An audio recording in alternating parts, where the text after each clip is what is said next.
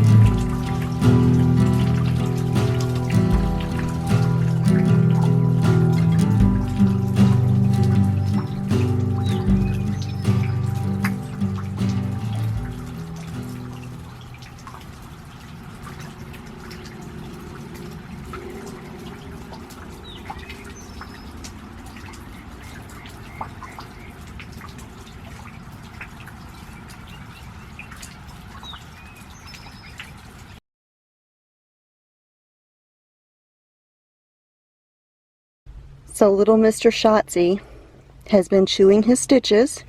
He has 1 stitch left. We had to super glue his incision, and now it's the cone of shame. The cone of shame. I do not like the cone of shame. Poor Shotzi. Oh, baby. It'll be alright, I promise.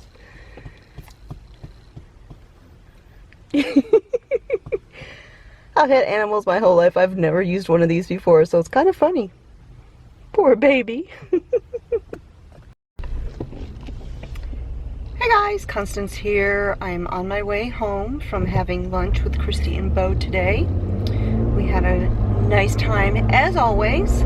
Went to the Lumber Yard in downtown Huntsville. That is the same restaurant that I went to a few weeks ago with some good friends of mine. And Kirsty had never been there, and I don't know if Bo had ever been there either.